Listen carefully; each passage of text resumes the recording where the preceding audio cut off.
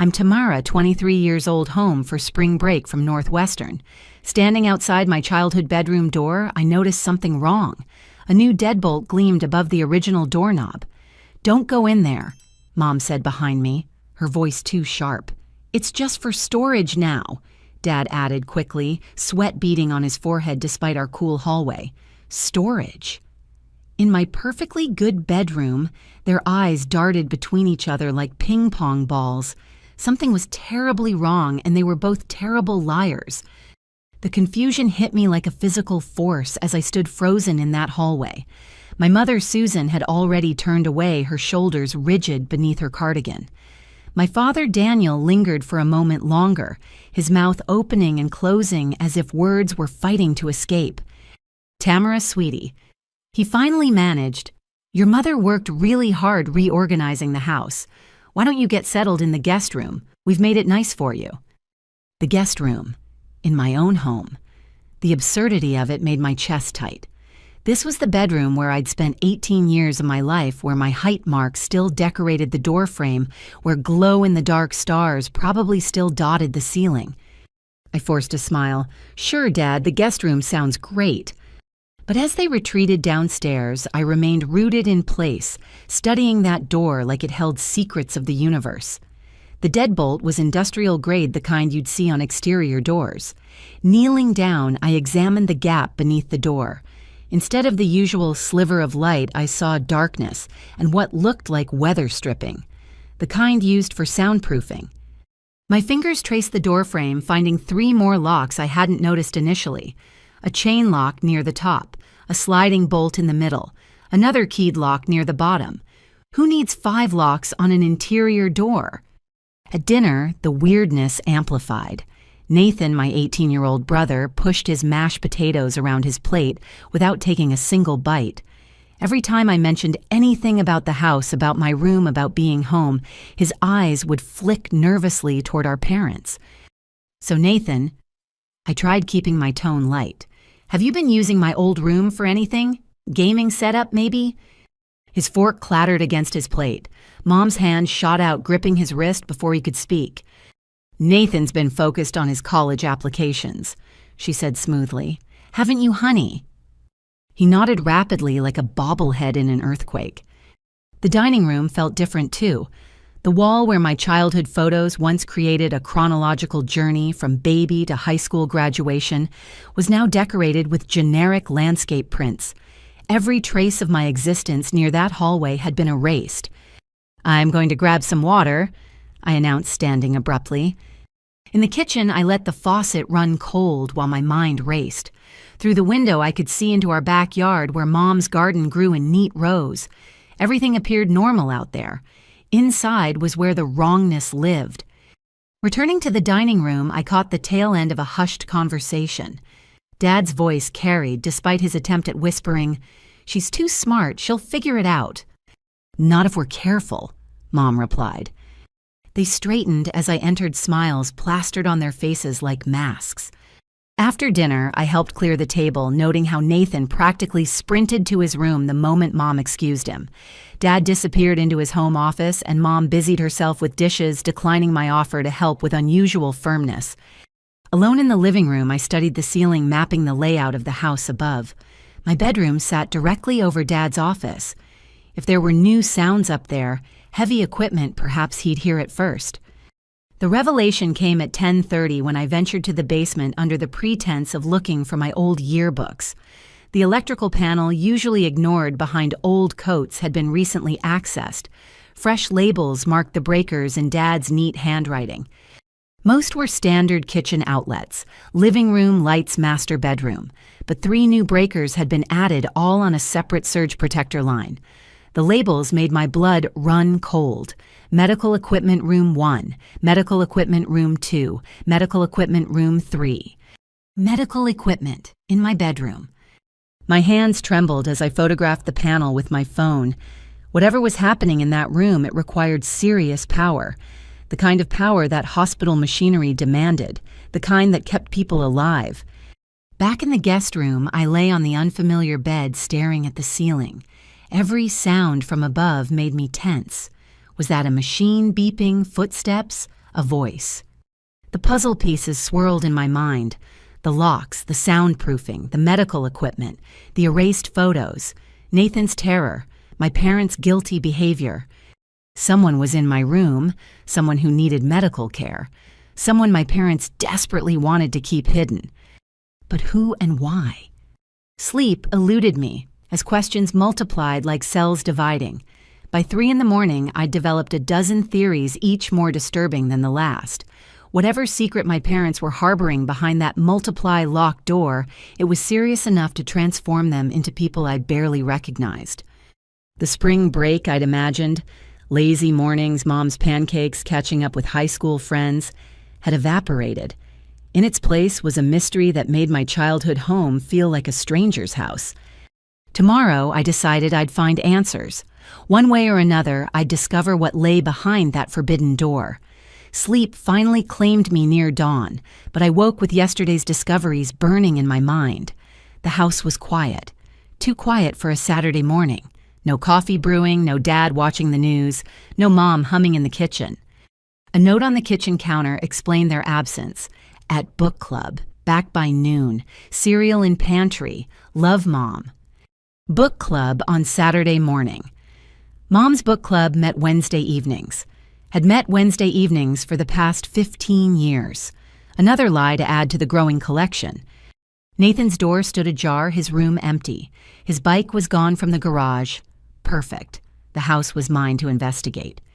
Dad's office door wasn't locked, an oversight that spoke volumes about their rattled state. His desktop computer would be password protected, but physical documents were what I sought anyway. If my parents were hiding something significant, there'd be a paper trail. The filing cabinet yielded nothing unusual in the front sections. Tax returns, mortgage papers, insurance documents, all boringly normal. But the back section, usually reserved for warranties and instruction manuals, bulged with new folders. My fingers walked through the tabs until I found what I'd been searching for.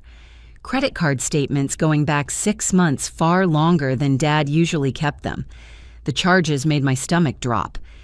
Med Supply Direct, $3,412. Comfort Care Solutions, $8,943. Pharmacare Wholesale, $2,318. The list continued, page after page of medical suppliers, pharmaceutical companies, specialized equipment dealers. One receipt detailed the items: adjustable hospital bed with rails, IV pole with multiple hooks, pulse oximeter with continuous monitoring, suction machine, oxygen concentrator, the kind of equipment that transformed bedrooms into miniature intensive care units. Another folder contained delivery confirmations. Every single one showed our address, but the recipient name varied. Sometimes it was S. Chen, Mom's maiden name. Other times it was D. Morrison, a name I didn't recognize. Never our actual family name. Behind the receipts, I found printouts of email exchanges. Mom's personal email address was at the top, but I didn't recognize the account she was corresponding with.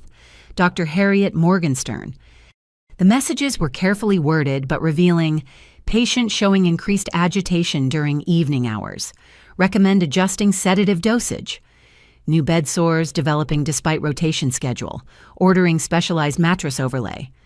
Family stress levels concerning. Remember, caregiver burnout serves no one. The latest email, dated 3 days ago, made me sink into Dad's chair. Susan, I understand your concerns about discovery. The patient's condition remains stable but declining. We discussed this possibility. Home care at this level cannot continue indefinitely. Consider alternatives before the situation becomes untenable. Mom's response was brief. No facilities, we've discussed this, she stays here. A woman was living in my bedroom. A woman whose existence my parents were desperately concealing. Deeper in the drawer beneath old warranty cards, I struck gold. Or rather, I struck heartbreak. A legal document, crisp and official, partially tucked into a manila envelope. Healthcare proxy form. The name at the top made the room spin: Eleanor Marie Patterson. Grandma. But Grandma died 2 years ago. I was in Spain junior year abroad when Mom called with the news. Heart attack in her sleep, quick and peaceful. I'd sobbed in my Barcelona apartment, guilt-ridden that I hadn't been there. The funeral was held before I could fly back. Mom said Grandma had prepaid for quick arrangements. Except here was a healthcare proxy dated 6 months ago. You can't sign legal documents when you're dead. My hands shook as I photographed every document, every receipt, every email. The printer, Sashi's scanner, hummed to life, and I held my breath. But no one burst through the door. I made copies of the most damning evidence, folding them carefully into my jacket pocket. A car door slammed outside. Through the office window, I saw our neighbor pulling into their driveway. False alarm, but it reminded me that my parents could return any moment. I restored everything exactly as I'd found it, even recreating the slight angle of the healthcare proxy sticking out of its envelope. Let them think their secrets remained hidden. Back in the guest room, I spread my phone photos across the bed, zooming in on details. The timeline emerged like a photograph developing in solution. 2 years ago, Grandma supposedly dies while I'm in Spain. 1 year and 6 months ago, first medical equipment purchases appear. 1 year ago, Dr. Morgenstern begins regular email correspondence. 6 months ago, healthcare proxy signed by deceased grandmother. The truth was as clear as it was incomprehensible. My parents had faked my grandmother's death. They'd been hiding her in my bedroom for 2 years, caring for her with medical equipment, while the world believed her buried in Riverside Cemetery. But why Grandma had been difficult, yes, stubborn and sharp-tongued, especially after Grandpa died. She and Mom had fought constantly about everything from politics to pot roast recipes. But this was beyond family dysfunction. My phone buzzed. Nathan, where are you? Me guest room. Where are you? Nathan, coming home. We need to talk. Meet me in the garage in 5. 5 minutes felt like 5 hours. When Nathan finally appeared, wheeling his bike through the side door, his face was pale beneath his spring tan. They told me you'd figure it out, he said without preamble. I wanted to tell you so many times, Tamara. Every video call, every text. It's been eating me alive. Grandma's alive. It wasn't a question. He nodded, tears pooling in his eyes. She's really sick. Has been for a while. Mom and Dad, they said it was the only way. The only way to what?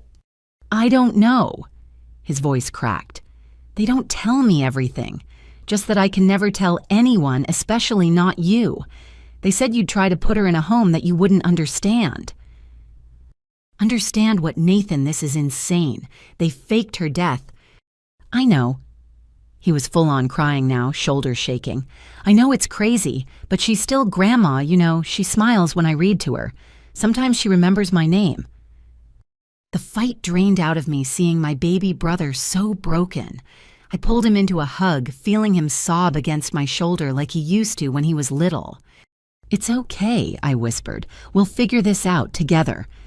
But even as I comforted him, my mind raced with new questions. If Grandma was simply ill, why the elaborate deception? Why fake her death instead of getting proper care? What were my parents so desperate to hide? And more terrifying, what would they do when they discovered I knew the truth? Nathan and I maintained an uneasy truce throughout dinner. He'd promised not to tell our parents about our conversation, and I'd promised not to confront them yet. We needed more information before making any moves. Mom chatted about her book club. Apparently they'd actually gone after their morning errands, while Dad discussed spring lawn care with enthusiasm nobody felt. Nathan pushed food around his plate again, occasionally shooting me meaningful looks. I smiled and nodded and counted the minutes until I could escape. By 11, the house had settled into its nighttime rhythm. Parents in bed, Nathan's TV murmuring through the walls, me wide awake in the guest room, plotting my next move. I just decided to attempt picking the bedroom locks when headlights swept across my window. A car pulled into our driveway engine, cutting off quietly. No doors slammed. Whoever had arrived was trying not to wake anyone. I crept to the window, peeling back the curtain just enough to see. A woman in purple scrubs emerged from a sedan medical bag in hand. She moved with the confident efficiency of someone who'd made this trip many times before. The side door opened before she could knock. Mom stood there in her robe, hair wrapped in a towel like she'd been waiting. They exchanged whispered words I couldn't catch, then both disappeared inside. This was my chance. I slipped into the hallway, bare feet, silent on the carpet. Their voices drifted up from the kitchen, discussing medication schedules and something about preventing bed sores. Professional talk, nurse talk. I positioned myself behind the linen closet door, cracked open just enough to give me a view of the hallway. The floorboards creaked as they climbed the stairs. Mom led the way, the nurse following with practiced quiet. At my bedroom door, Mom produced a key ring that would make a janitor jealous. The locks opened in sequence. Deadbolt chain, slide bottom lock. Each click echoed in the silent house. "She was restless earlier," Mom whispered. "Kept calling for Harold." "That's normal," the nurse replied. "The confusion increases at night. We call it sundowning." Grandpa Harold had been dead for 5 years. Grandma calling for him meant her mind was slipping backward through time. The door swung open, revealing glimpses of blue light from medical equipment. Machines beeped in steady rhythm. The nurse entered, first Mom hovering at the threshold. "Hello, Eleanor," the nurse said gently. "It's Patricia. Time for your evening medications." Patricia. The name hit me like ice water. Aunt Patricia, Mom's younger sister, the one who'd supposedly moved to Phoenix after a massive fight about Grandpa's will. Another lie. She hadn't moved away. She'd become Grandma's night nurse. "I don't want the pills," a voice responded, weak, raspy, but unmistakably Grandma. "They make me fuzzy." "Now, Eleanor." Patricia's tone remained professionally kind. "You know the medications help with the pain. Just a few pills, and then you can rest." "Where's Harold? He promised to take me dancing." "He'll be back soon," Mom lied smoothly. "Take your medicine so you'll be ready when he arrives." The domesticity of their deception sickened me. How many nights had they performed this routine? How many lies had they told to keep Grandma compliant? Through the crack, I watched Patricia check monitors, adjust IV lines, mark things on a chart. Mom stood guard occasionally, glancing toward the hallway. I pressed myself deeper into the closet's shadows. "Her blood pressure's elevated," Patricia noted. "Has she been agitated during the day?" "She kept asking about Tamara," Mom admitted. "Heard her voice downstairs and got confused." My heart clenched. Grandma had heard me. Some part of her struggling mind recognized her granddaughter's presence. "We'll need to be more careful," Patricia said. "The Haldol can only do so much. If she becomes too aware—" "She won't," Mom interrupted. "We've come too far to fail now." They worked in silence for several minutes. I heard water, running pills, rattling in bottles, the adjustment of bed rails. Normal sounds of caregiving rendered sinister by secrecy. "There," Patricia finally announced. "She'll sleep through the night. I'll be back tomorrow at the same time unless you need me sooner." They emerged from the room, Mom carefully relocking each mechanism. Patricia gathered her supplies while Mom walked her downstairs. I remained frozen in place long after the car pulled away. The guest room felt like a cage when I returned to it.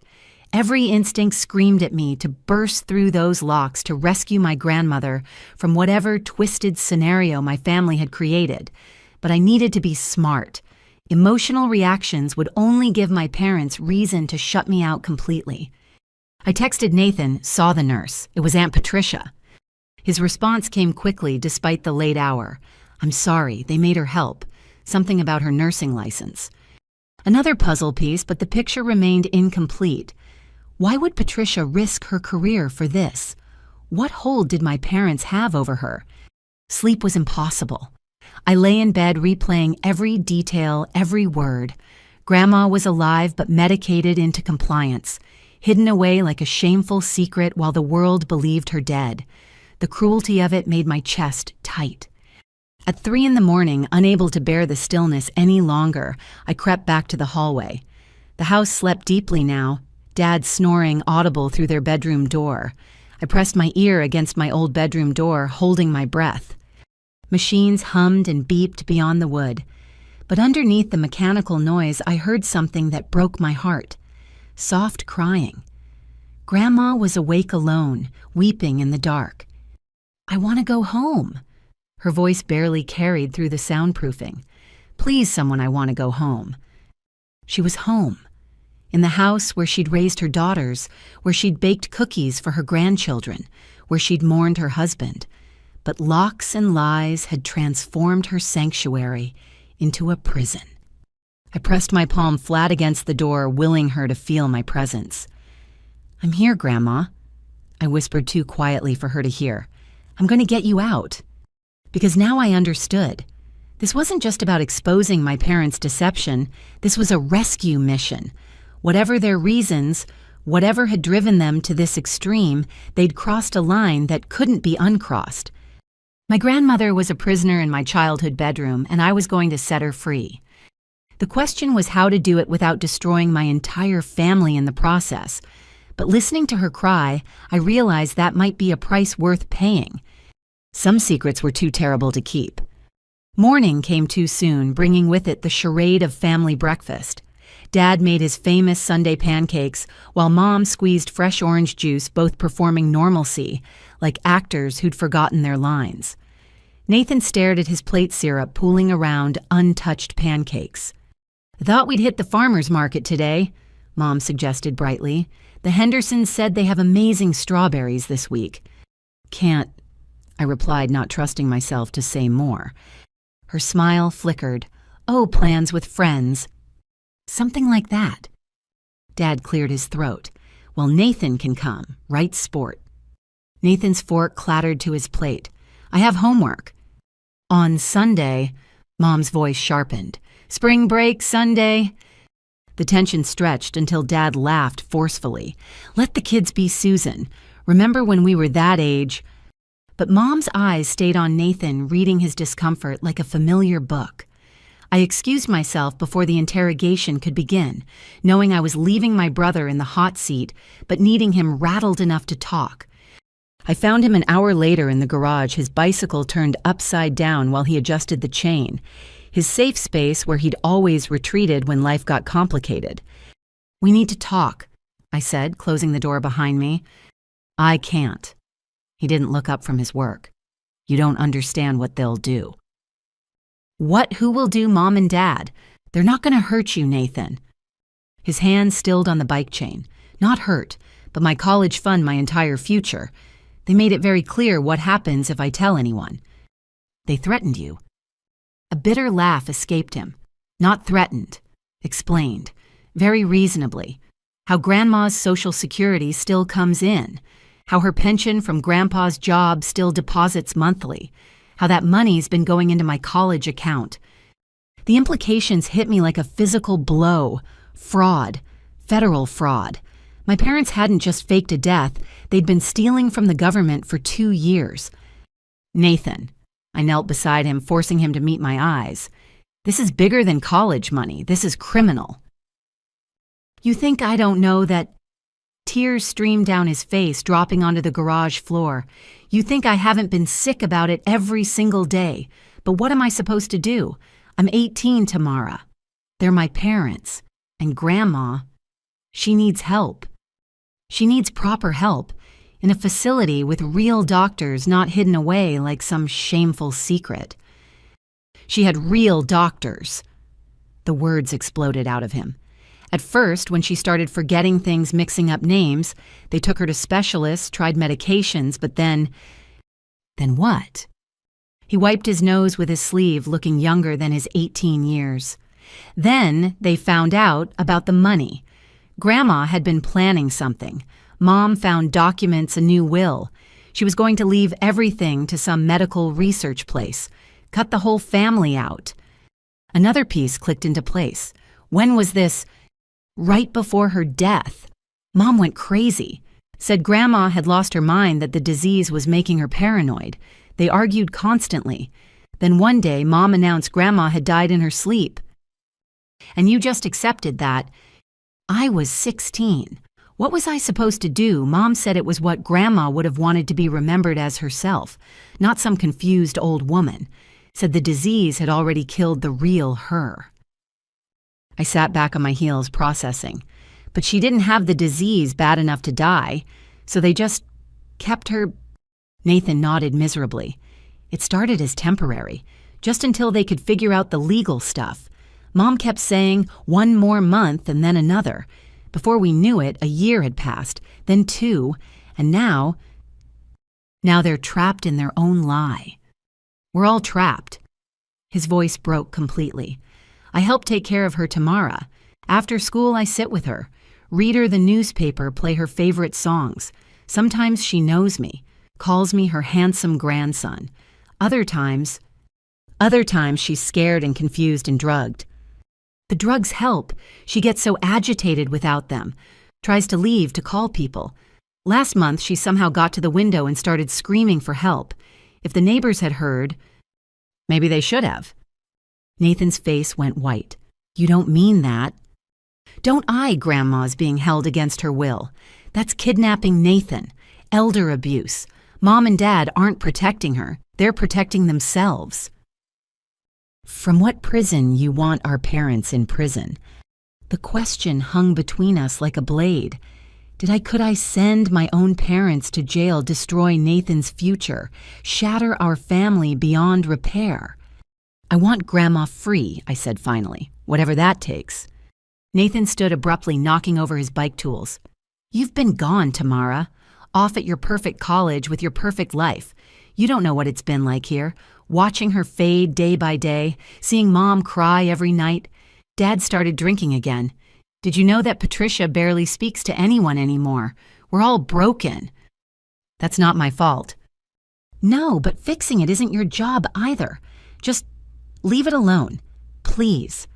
1 more year and you'll graduate, get a job somewhere far away. You never have to come home again if you don't want. Just don't destroy everything on your way out. And Grandma, she just stays locked up until she actually dies. Nathan's shoulders slumped. She's dying anyway. The doctors said 2 years at most. She's 83 tomorrow. Even without the dementia, she's not exactly running marathons. That's not the point, and you know it. Then what is the point? He was shouting now, years of suppressed emotion erupting. You want to be the hero, save the day. This isn't one of your college debate topics. This is our family, our lives. You start making calls, reporting this, and everyone loses. Everyone. The garage door suddenly rolled up, flooding the space with sunlight. Dad stood silhouetted against the brightness, car keys in hand. Everything okay in here? His casual tone didn't match his watchful eyes. Fine, I said quickly, just helping Nathan with his bike. Dad's gaze moved between us, reading the tear tracks on Nathan's face, the defensive set of my shoulders. Your mother needs things from the store. Nathan, why don't you come with me? Give you a break from that homework. It wasn't a request. Nathan shot me a pleading look as he followed Dad to the car. Don't do anything stupid, his expression begged. Wait. But I'd waited 2 years without knowing it. My grandmother had been prisoner in my own home while I studied abroad, attended parties, lived my life in ignorant bliss. The guilt of that unknowing abandonment burned like acid. As their car disappeared down the street, I made my decision. Nathan was right about one thing. I had been gone. But I was here now, and I wasn't going to pretend anymore. The late-night visitor had been Aunt Patricia. Tomorrow, I'd track her down. If anyone could help me understand this mess, it would be the sister who'd supposedly fled to Phoenix, but instead spent her nights caring for her dead mother. Every family had secrets, but ours had built a prison from them, brick by brick, lie by lie. And somewhere in that construction was a weak point, a place where truth could break through. I just had to find it before the whole structure came crashing down. Monday arrived with spring rain pattering against the windows.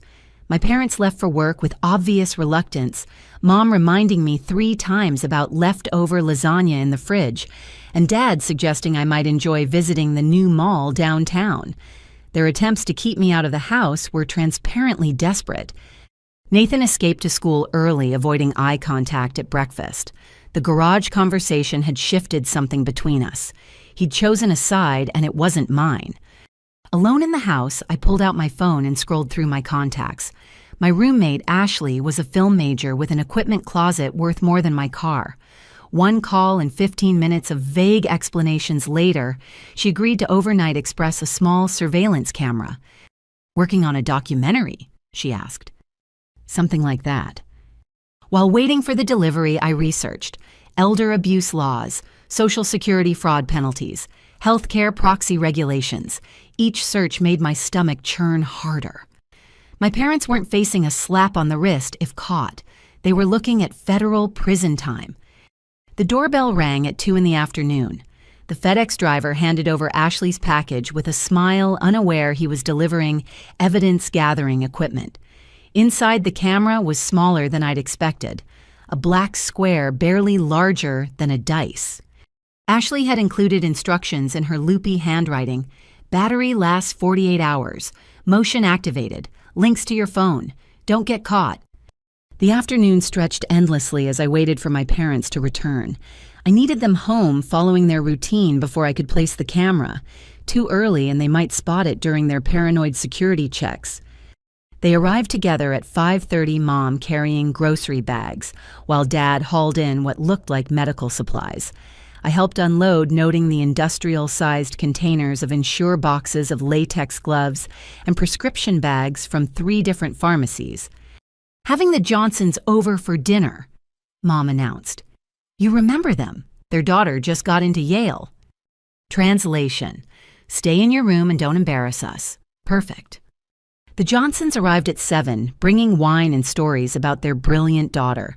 I made appropriate small talk before excusing myself with homework claims. But instead of the guest room, I crept to the hallway air vent facing my old bedroom. The vent cover came loose with careful prying. Inside, the ductwork was dusty but spacious enough for the camera. I positioned it carefully, angling the lens through the grate slats for maximum coverage of the door area. The app on my phone confirmed the connection, a clear view of the forbidden threshold. Back in the guest room, I watched my phone screen like it held winning lottery numbers. For 2 hours, nothing. Then at 9:43, movement. Mom appeared first, checking over her shoulder before producing her ring of keys. Dad followed with a dinner tray. Even through the small camera, I could see his hands shaking slightly. The Johnsons' laughter echoed from downstairs, covering the sound of locks opening. They disappeared inside for 12 minutes. The camera caught glimpses through the doorway. The blue glow of machines, the metal rails of a hospital bed, Mom's silhouette bending over someone. When they emerged, Dad was crying. "She knew me tonight," he whispered. "Called me Danny like when I was little." Mom's face was stone. "Don't read too much into it. The medicine makes her say things." "She's my mother, Susan, not just some problem to manage.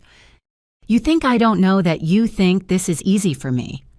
They locked up and returned to their guests, smiles firmly back in place. I saved the video clip, my first piece of concrete evidence. The camera proved its worth over the following days. I documented every visitor, every medication delivery, every moment my parents thought went unwitnessed. Tuesday afternoon brought a medical supply delivery. The driver wheeled in an oxygen concentrator, the kind used for advanced lung disease. Mom signed for it using a name I didn't recognize, Sarah Morrison. Wednesday morning, while my parents worked, I caught clear footage of the bedroom interior. A postal worker appeared with certified mail requiring signature. Through some bureaucratic mix-up, he'd come to the front door instead of being redirected like usual. "Eleanor Patterson," he called out, checking his tablet. "Need a signature for pension documentation." I signed for my dead grandmother, my hand surprisingly steady. The manila envelope contained quarterly statements from Grandpa's union pension. $62,000 deposited year-to-date into an account I'd bet wasn't in Grandma's name anymore. But Thursday night brought the most damning evidence. The camera alert chimed at 1 in the morning. On screen, a man in an expensive suit argued with my parents in the hallway. Even through the phone's small speaker, his anger was palpable. "This has gone too far," he hissed. 2 years, Susan. You promised it would be temporary." "Keep your voice down," Mom snapped. "You want the whole neighborhood to hear. Maybe they should. Maybe someone needs to stop this insanity." Dad stepped forward. "You're in this too, Marcus. Don't pretend you're innocent." Marcus, the family lawyer, the one who'd supposedly handled Grandma's estate after her death. "I filed paperwork based on your lies," Marcus shot back. "That's forgery. I could be disbarred. Hell, we could all end up in federal prison." "Which is why you're going to keep quiet," Mom said coldly. "Unless you want to explain to the Bar Association why you didn't verify the death certificate, why you expedited probate proceedings without proper documentation." The lawyer's shoulders sagged. "She needs real care, Susan. Whatever she did with the will, she's still a human being. She's getting care, the best we can provide. In secret, drugged into compliance. This isn't care, it's imprisonment." Mom's voice turned dangerous. She imprisoned herself the day she decided to betray her family. We're just returning the favor. The footage showed Marcus storming off my parents, retreating into their bedroom. But I'd heard enough. This wasn't just about hiding Grandma's existence. This was about punishment, revenge for some perceived betrayal involving her will. Friday morning, I reviewed all the saved clips building a digital case file. The evidence was overwhelming, but also damning for everyone involved. Patricia, Marcus, my parents. They'd all participated in the cover-up. Even Nathan, bringing meals and reading newspapers, was technically complicit. The weight of decision pressed down on me. Using this footage would destroy more than just my parents. It would unravel an entire network of complicity, taking down family and friends alike. But then I'd replay the clip of Grandma crying in the dark, begging to go home, and my resolve would harden. Whatever sins she'd committed in my mother's eyes, she didn't deserve this. Nobody did. The camera battery died Friday night, its job done. I'd captured enough evidence to blow the whole conspiracy wide open. The question now was how to use it. Going to the police felt too nuclear, too final. Once that machinery started, there'd be no controlling where it led. But I couldn't just confront my parents either. They'd proven capable of extraordinary deception when cornered. I needed an ally, someone already inside the conspiracy who might be convinced to help, someone with medical knowledge and legal access to Grandma. I needed Aunt Patricia. The irony wasn't lost on me. The aunt who'd supposedly fled after a family feud was now my best hope for resolving an even bigger family crisis. But first I had to find her. And I had to do it without tipping off my increasingly paranoid parents that their daughter had become their biggest threat. Saturday morning brought an unexpected opportunity. Mom announced they were attending a charity luncheon, the kind of event where appearances mattered more than attendance. They couldn't skip without raising questions. "We'll be back by 4, Dad said, adjusting his tie with nervous fingers. "Nathan will be home if you need anything." But Nathan had already texted me, "Working extra shift at the store. Can't cover for them anymore." The house would be mine for hours, time enough to chase down the lead that had been nagging at me since discovering Grandma's survival. Her house. According to the official story, Grandma's house had been sold shortly after her death to cover final expenses. But something about that had always felt wrong. Mom had been evasive about details, changing the subject whenever I asked about retrieving personal items from my grandmother's home. The drive to Grandma's neighborhood took 20 minutes. Tree-lined streets gave way to the older section of town, where post-war houses sat on generous lots. Her yellow Craftsman stood exactly as I remembered, down to the garden gnomes flanking the front path. Not just unsold, maintained. The lawn was freshly cut flower beds, weeded windows clean. Someone was caring for this supposedly sold property. I parked 3 houses down and approached carefully. The spare key still hid beneath the ceramic frog by the back door, exactly where Grandma had kept it for 30 years. Some habits ran too deep to break even in deception. The key turned easily. I stepped into Grandma's kitchen and froze. Everything was exactly as she'd left it. Her coffee mug sat by the sink lipstick stain, still visible on the rim. Mail lay sorted on the counter, all recent, all addressed to Eleanor Patterson. The calendar on the wall showed the current month appointments penciled in Grandma's shaky handwriting. This wasn't a house frozen in time. This was a house waiting for its owner to return. I moved through rooms that echoed with memory. The living room where Grandma had taught me to knit. The dining room where we'd celebrated countless birthdays, everything meticulously preserved, like a museum to a life interrupted rather than ended. Her study provided the answers I sought. The desk drawers had been rifled through, papers disturbed, folders reorganized by hands less careful than Grandma's. But they'd missed the false bottom in the filing cabinet, the hiding spot Grandpa had built during his suspicious years. Inside lay treasure, financial documents, investment portfolios, property deeds. Grandma hadn't just been comfortable, she'd been wealthy. Stocks in pharmaceutical companies that had exploded in value, real estate holdings across 3 states, patents for medical devices Grandpa had invented still generating royalties. The numbers made me dizzy. Conservative estimate put her net worth at over $12 million. No wonder Mom had panicked about the will. This wasn't about losing an inheritance. This was about losing a fortune. A leather journal caught my eye hidden beneath the financial papers, Grandma's private thoughts in her careful script. I flipped to the entries from 2 years ago, just before her death. March 15th. Visited lawyer today. Mr. Chen drew up the new will as requested. Susan won't be happy, but I can't stand by and watch her greed corrupt the family. The money has changed her, changed them all. Better it goes to research than feeding their material obsessions. March 18th. Susan found the draft will in my purse. The confrontation was horrible. She accused me of dementia, of being manipulated. But my mind is clear. Clearer than it's been in years. I see what my money has done to my daughters. Patricia, addicted to pills she can afford too easily. Susan, measuring love in dollar signs. This has to stop. March 22nd. They've been putting something in my tea. I can taste it. Makes me foggy, confused. Susan smiles and says it's for my own good. I've stopped drinking it, poured in the plants when she's not looking. The ficus is dying. March 28th. Scared. Susan brought papers today, wanted me to sign. Couldn't read them properly. Vision blurry. Refused. She said I'll sign eventually, one way or another. My own daughter. What have I created? April 1st. Last entry. If something happens, I want it known I'm of sound mind. I love my family but won't enable their destruction. The new will stands. May God forgive us all. The entries ended there.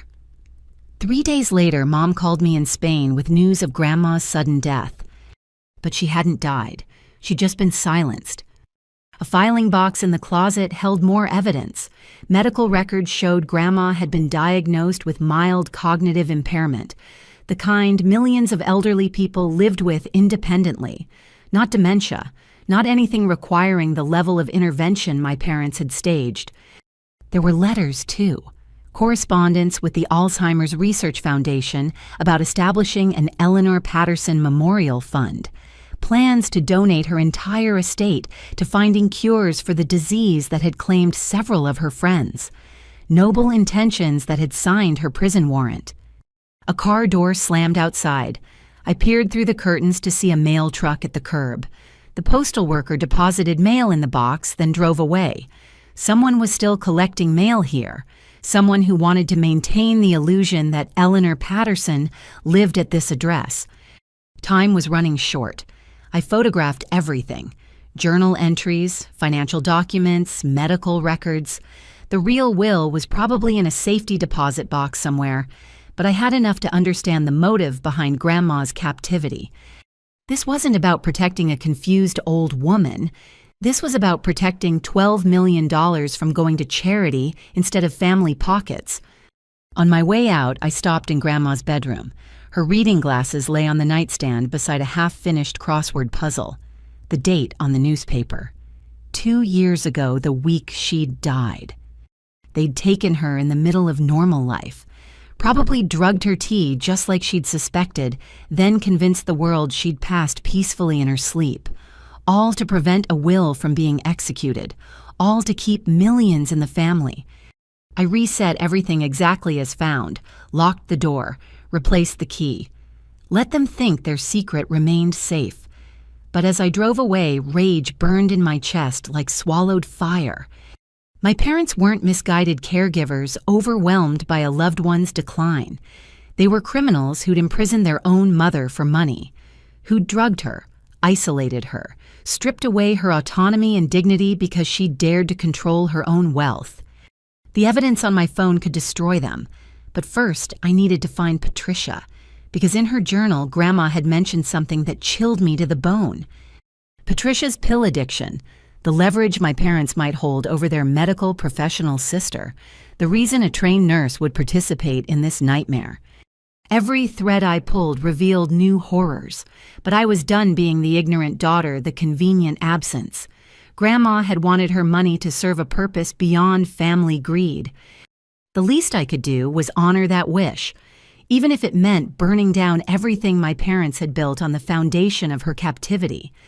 Finding Dr. Harriet Morgenstern proved easier than expected. A simple search revealed her practice, a concierge medical service specializing in discreet home health care for discerning families. The website reeked of money and secrets. I called Monday morning, adopting my most professional voice. "Hello, I'm Tamara Morrison, a medical student at Northwestern doing research on home-based elder care. I was wondering if Dr. Morgenstern might have 30 minutes to discuss her practice." "Dr. Morgenstern doesn't typically participate in student research," the receptionist said coolly. "Of course I understand. Please mention that my focus is on families managing complex situations outside traditional healthcare facilities, particularly cases where privacy is paramount." A pause. "Hold, please." 2 minutes later, Dr. Morgenstern can see you Thursday at 3, 15 minutes only. Thursday couldn't come fast enough. I spent the intervening days perfecting my cover story, researching medical terminology, even borrowing a white coat from a pre-med friend. If I was playing a medical student, I'd be convincing. The practice occupied the top floor of a gleaming medical building downtown. Everything whispered expensive, from the marble floors to the original artwork. The receptionist barely glanced up as she directed me to a waiting room that felt more like a luxury hotel lobby. "Ms. Morrison." A woman in her 50s appeared, silver hair pulled back severely. "I'm Dr. Morgenstern. I understand you're researching home care." Her office continued the luxury theme. Leather chairs, mahogany desk diplomas from Johns Hopkins and Yale. This wasn't some back alley operation. Whatever Dr. Morgenstern was doing for my parents, she was doing it with full medical credentials. "Thank you for seeing me." I began pulling out a notebook like a diligent student. "I'm particularly interested in cases where families choose home care over facilities, even when the patient requires significant medical intervention." Her eyes sharpened. "That's quite specific for a student project." My grandmother suffered from dementia before she passed. My family struggled with care decisions. It made me passionate about understanding all options. "I see," she settled behind her desk. "Well, every situation is unique. Some families have resources to provide hospital-level care at home. Others have special circumstances that make traditional facilities inadvisable." Special circumstances. Privacy concerns. Public figures who can't risk media attention. Families with complicated dynamics where facility staff might not understand the full picture. I scribbled notes playing my role. How do you handle situations where family members disagree about care? In my experience, the family member with medical power of attorney makes decisions, though sometimes— She paused, choosing words carefully. Sometimes families present unified fronts that mask deeper conflicts. That must put you in a difficult position. My obligation is to my patient, but defining their best interest can be complex when family dynamics are involved. Time to push. Have you ever encountered situations where you suspected the care wasn't entirely voluntary? Her expression cooled. What exactly are you researching, Ms. Morrison? Just theoretical scenarios. For instance, if an elderly patient with mild cognitive impairment was being kept at home against their wishes, how would a physician navigate that ethically? That would be elder abuse. Any physician would be mandated to report it. Even if the family had power of attorney, even if they claimed it was for the patient's own good. She stood abruptly. I think we're done here. Your research seems to be veering into legal territory better suited for law enforcement than medical students. I'm sorry if I've overstepped. It's just, in my research, I've come across mentions of your work with the Chen family. Their approach to home care seems particularly comprehensive. The name hit like I'd hoped. Her face went pale knuckles white as she gripped the desk edge. Who are you? She whispered. Someone who knows Eleanor Patterson didn't die 2 years ago. Someone who knows you've been treating her in secret, keeping her drugged and compliant, while her family steals her money. She sank back into her chair. You're the granddaughter, Tamara. She talks about you sometimes when the medications wear off. My composure cracked. She remembers me. Fragments. She asks if you're still in Spain, still dancing. Says you have your grandfather's eyes. I haven't danced since high school. Tears threatened. How bad is she? Dr. Morgenstern rubbed her face, suddenly looking older. The cognitive impairment is real, but manageable. With proper treatment, she could have years of quality life. But the cocktail they have her on. Benzodiazepines, antipsychotic sedatives. It's keeping her docile, but destroying her mind. Then why are you helping them? I'm not proud of it. Her voice broke. Your mother found out about my son. He's an addict. Prescription drugs. I've been writing scripts to keep him stable, technically illegal. But what mother wouldn't Susan threaten to report me unless I helped with Eleanor? Another victim of my mother's manipulation. What kind of person uses someone's sick child as leverage? A desperate one. Your mother genuinely believes Eleanor was going to destroy the family by giving away the money. In her mind, she's protecting everyone. By imprisoning her own mother, by controlling a situation that spiraled out of control. It started as temporary, just until they could contest the will. But Eleanor is tougher than they expected. She kept fighting, trying to escape, calling for help. So they increased the medications, built more locks, justified each escalation as necessary. I have evidence, videos, documents. I could end this tomorrow. And send your parents to prison. Destroy your brother's future, cost Patricia, her nursing license. Ensure I lose my medical license and my son loses his only support. She laughed bitterly. Your grandmother created a powder keg of money and family dysfunction. You light that fuse, everyone burns. So what? We just leave her there. I've been reducing her medications gradually. Telling your parents it's to prevent tolerance buildup. She's more alert lately, which is dangerous for them but necessary for her. If you're smart about this, if you work with the right people. Like who? She pulled out a business card. Adult Protective Services. Ask for Margaret Walsh. Tell her Dr. Morgenstern referred you regarding a complex elder care situation requiring discreet intervention. She'll understand. You've talked to her. I've been building a case for months, but I needed someone with standing. Someone who couldn't be blackmailed or threatened. The granddaughter who's been away, who just discovered the truth. You're perfect. My family will be destroyed. Your family is already destroyed. The question is whether Eleanor dies in that room or lives her remaining years in freedom. I took the card with shaking hands. The medications, can the damage be reversed?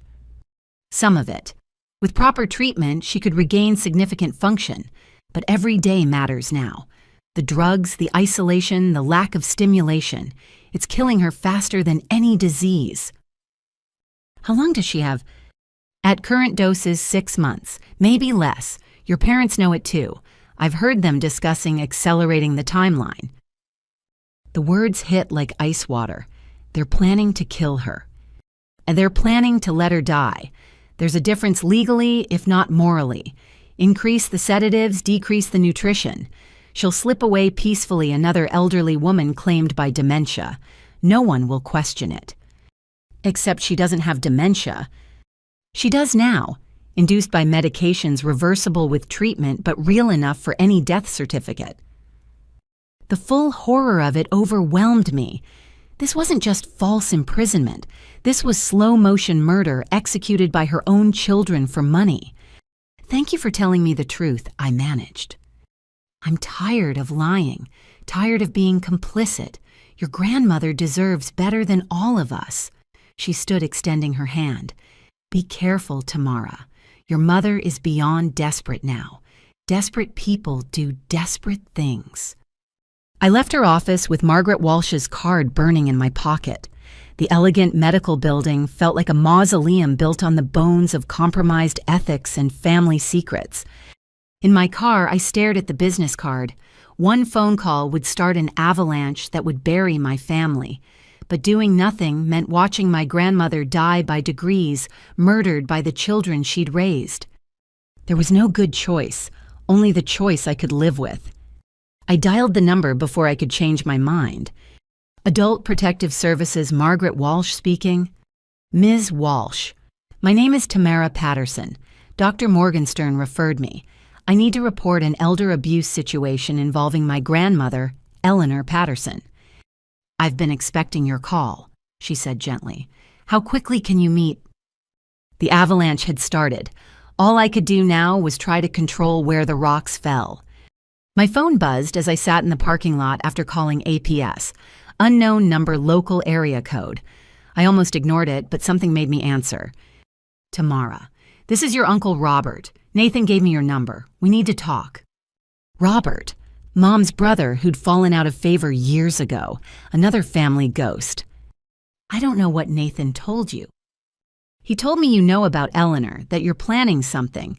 Please meet with me before you do anything drastic." "Why should I trust you? You've known for 2 years and done nothing." "I've done more than you know. Meet me at the Coffee Bean on 5th Street in an hour. I'll explain everything." Against my better judgment, I agreed. Uncle Robert had been persona non grata in our house for as long as I could remember.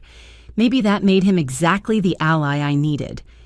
He was already there when I arrived, hunched over a laptop in the corner booth. The years hadn't been kind. His hair was more gray than brown, deep lines etched around his eyes. He looked up as I approached, and I saw Grandma in his features. "You look like her," he said as I sat down.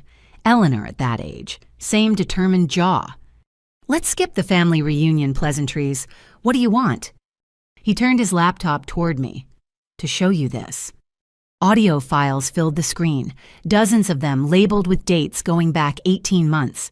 He clicked one at random. Mom's voice filled the space between us. "She took more pills today than yesterday. Soon we can increase the bedtime dose without suspicion." Dad's reply, "The sooner the better. I can't keep doing this, Susan."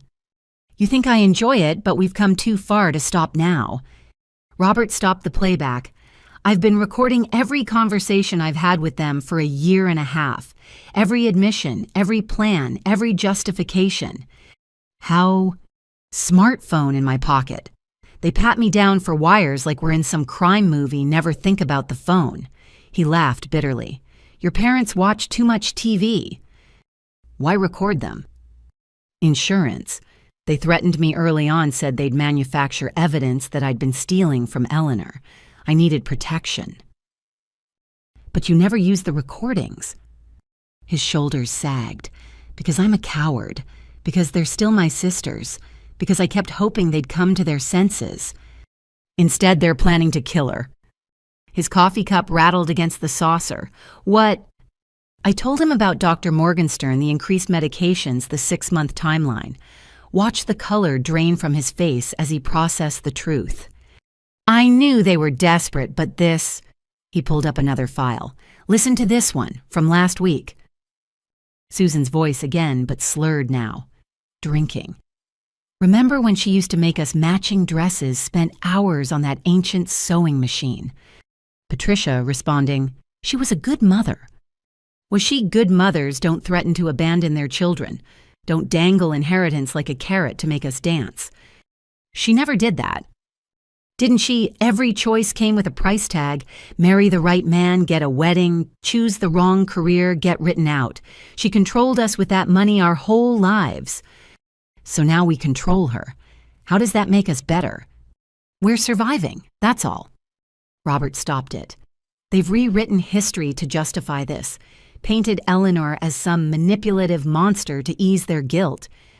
Was she, he considered carefully, complicated, like all of us. She had strong opinions, high expectations, but manipulative, no. She wanted us to earn our way, not just inherit. Susan never forgave her for that. Tell me about the will, the real one.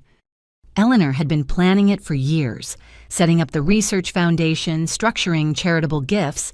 She wanted the money to mean something beyond family wealth. And Mom found out. Eleanor made the mistake of telling Susan, hoping she'd understand. Instead, Susan saw it as betrayal, accused Eleanor of loving strangers more than her own family. Did she? Robert's eyes were sad. She loved us enough to not want money to destroy us. Look how that turned out. So what happened? How did they pull this off? It started small. Susan convinced Eleanor to give her power of attorney just for convenience. Then came the medications. For anxiety, they said. Eleanor got confused, signed things she shouldn't have. Before anyone knew it, Susan had control of everything. And the death? Carefully orchestrated. Death certificate signed by a doctor who owed Susan favors. Cremation rushed through. Memorial service with a closed casket. By the time I suspected something, Eleanor had been dead for weeks. How did you find out? Accident. Saw Patricia's car at the house at 3 a.m. Investigated and heard Eleanor's voice through the window. Almost had a heart attack myself. Why didn't you call the police? With what proof? My word against theirs, plus. He looked ashamed. They offered me money, a cut of Eleanor's estate to stay quiet. I refused, but they'd recorded the conversation, made it sound like I was extorting them. Jesus, how deep does this go? Deep enough. The lawyer, the Dr. Patricia, 2 nurses who rotate shifts, plus a funeral director who falsified records and a county clerk who accepted questionable documentation. Your parents built a conspiracy of mutual destruction. Everyone's too dirty to talk. Except now I know, and I have my own evidence. Robert leaned forward urgently. What are you planning? I called Adult Protective Services, meeting with them tomorrow. They'll arrest everyone. Your parents, Patricia, probably Nathan for accessory. Even I could be charged for not reporting. So what's the alternative? Let Grandma die? I have a different plan. He pulled up a document on his laptop. Legal papers. I've been working with a lawyer in another state, someone with no connection to the family. I read quickly. Petition for emergency guardianship. Motion to invalidate power of attorney. Request for immediate removal to protective custody. This bypasses criminal charges, I asked. Initially. Frames it as a family dispute over care rather than criminal conspiracy. Gets Eleanor out first, deals with consequences later. My parents will fight. With what their recordings of me prove their guilt. My recordings prove their intent. Your evidence proves current abuse. We file simultaneously in court and with APS. Coordinated strike they can't counter. And then Eleanor decides. Press charges or not, reconcile or not, but alive and free to make that choice. It was elegant in its simplicity. Use the system against them just as they'd used it against Grandma. But something nagged at me. Why now? Why help me when you wouldn't act alone? Because you're clean. No money taken, no threats made, no blackmail material. You're the only one who can do this without ending up in handcuffs yourself. So I'm your way to save yourself. You're my way to save my mother. The rest is just survival. I studied this uncle I barely knew. Flawed, compromised, but ultimately trying to do right. Maybe that was the best any of us could manage in this mess. What do you need from me? Relief flooded his face. Everything you've gathered. Documentation, recordings, photos. We build an airtight case. File Monday morning before they know what hit them. That's 4 days away. What if they accelerate their timeline? Then we accelerate ours. But this has to be done right. One shot at surprise. Fail and they'll move her somewhere we'll never find her. He was right. I'd been operating on emotion, ready to burn everything down. But Grandma needed surgery, not amputation. Precision, not destruction. Okay, we do it your way. But if anything happens to her in the next 4 days, it won't. I'll increase my visits, keep them off balance. You gather everything we need. Monday morning, we save her. We spend another hour planning exchanging secure contact information, establishing codes in case phones were compromised. The paranoia was justified. We were planning a coup against desperate people with everything to lose. As I left the coffee shop, Robert called out softly, "Tamara, thank you for being the person I couldn't. Save the gratitude until she's actually free." But his words stayed with me as I drove home. Everyone in this tragedy had failed Grandma in different ways. The children who imprisoned her, the brother who stayed silent, the granddaughter who stayed away. Now we had one chance at redemption, one carefully orchestrated moment to undo 2 years of horror. Monday couldn't come fast enough. Friday night, I made my move. During dinner, I dropped my bombshell with calculated calm. I know about Grandma. The silence that followed could have choked us all. Mom's fork hovered halfway to her mouth. Dad's wine glass tilted dangerously. Nathan looked like he might bolt from the table. "I don't know what you think you know," Mom began, but I cut her off. "I know she's upstairs. I know you've been keeping her here for 2 years. I know about the drugs, the doctors, the money." I kept my voice steady. "And I want to help." "Tamara, sweetheart, you don't understand." "I understand perfectly. Grandma was going to give away millions. You stopped her. Honestly, I'm impressed." The confusion on their faces was almost comical. This wasn't the confrontation they'd prepared for. "You're impressed," Dad ventured. $12 million, I'd have done the same thing. That money belongs to our family, not some random charity. Grandma lost her mind if she thought otherwise. Mom studied me with sharp eyes. Why the sudden understanding? Because I'm broke. College loans, credit cards, barely making rent. I kept waiting for Grandma's inheritance to help, but there wasn't one because she died with nothing. Except she didn't die, and she's not broke. That money could save all of us. "It's not that simple," Mom said carefully. "Sure it is. She's old, confused, dying anyway. We're young, with our whole lives ahead. The math is easy." Nathan looked horrified. "Tamara, what are you saying?" "I'm saying I want in. You need help. I can see it. You're both exhausted. Let me take some shifts. I helped with Grandpa when he was sick. Remember, I know how to manage medications, change bedding, all of it." My parents exchanged loaded glances. Dad cleared his throat. "If you're serious about helping, there are rules." "Of course." "No phones upstairs, no visitors. No discussing this with anyone ever. Not friends, not boyfriends, no one." "Understood." "And you follow our protocols exactly. The medications must be given on schedule. She can be difficult sometimes, manipulative. You can't listen to her stories." "What kind of stories?" Mom's jaw tightened. "She'll claim we're holding her prisoner, that she's not really sick. She'll beg you to call police, lawyers, anyone. It's the dementia talking. She doesn't remember that she asked us to care for her at home. She asked for this before the worst of the confusion hit, made us promise not to put her in a facility. We're honoring her wishes even though it's destroying us." The lies flowed so smoothly. If I didn't have evidence proving otherwise, I might have believed them. They'd had 2 years to perfect this narrative. "When can I start?" "Tonight, if you're serious. Patricia called in sick. We were going to manage ourselves, but..." "I'm serious. Just tell me what to do." They led me upstairs like condemned prisoners approaching the gallows. The key ring appeared locks disengaging in sequence. Mom narrated each step, ensuring I understood the security measures. "She's gotten out before..." she explained. Made it to the street once. Could have been killed. The door opened, revealing my childhood room transformed into a medical prison. Monitors beeped steadily. IV poles stood sentinel beside a hospital bed, and in that bed, propped up on pillows, lay my grandmother. She was smaller than I remembered, shrunken like something essential had been extracted. Her hair, once perfectly styled, hung limp and gray, but her eyes were alert, watching, calculating. "Mother," Mom said with false cheer, "look who's here to visit." Grandma's gaze locked on mine. Recognition flickered, then vanished as she schooled her features.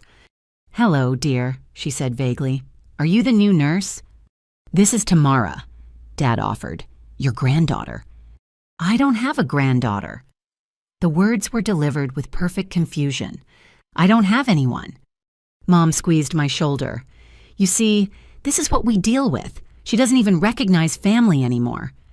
But I'd caught the flash of clarity before the performance. Grandma knew exactly who I was. She was playing along just as I was. My parents demonstrated the evening routine. Pills counted out carefully. So many I lost track. Vitals recorded in a logbook. IV bag checked and adjusted. They moved with practiced efficiency, but exhaustion showed in every gesture. "She needs to use the bathroom every 2 hours," Mom instructed. "There's a portable commode, but she insists on walking to the ensuite. Don't let her lock the door." "What about food?" "Protein shakes mostly. Some soft foods if she's cooperative. Everything's labeled in the mini fridge." They covered more details, which alarms meant what emergency numbers, what to do if she became agitated. Through it all, Grandma lay passive, occasionally mumbling about people long dead. Finally, my parents prepared to leave. Mom hesitated at the door. "Are you sure about this? It's not easy watching someone you love disappear." "I'm sure. Get some rest. You look like you need it." They left reluctantly, footsteps fading down the hallway. I waited, counting to 100, then turned to the bed. "They're gone," I whispered. Grandma's eyes snapped into focus. "Tamara, my God, Tamara, you came back." I rushed to her side, grasping her hands. They felt like bird bones wrapped in tissue paper. "I'm here, Grandma. I'm so sorry. I didn't know." They told everyone I was dead. Her voice was rusty but clear. "My own children killed me off like an inconvenience." "How long have you been pretending to be worse than you are?" "Months. Learned if I act confused, they give me fewer drugs. Easier to think, to plan." She gripped my hands with surprising strength. "But I'm so tired, sweetheart. So tired of fighting." "I'm getting you out. Uncle Robert and I have a plan." "Robert knows.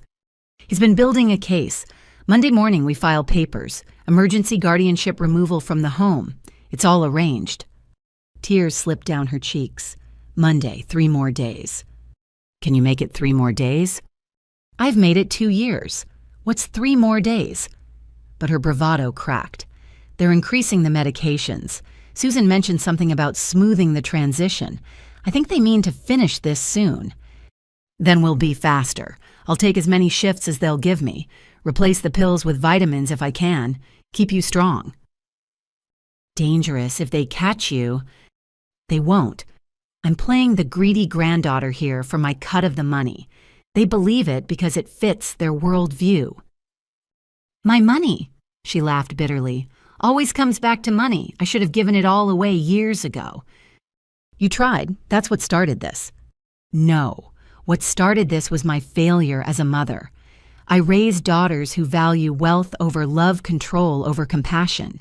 This is my fault." "Grandma, no, they made their choices. With the values I instilled, every time I used money as reward or punishment, I taught them it mattered more than anything else. Now look where we are."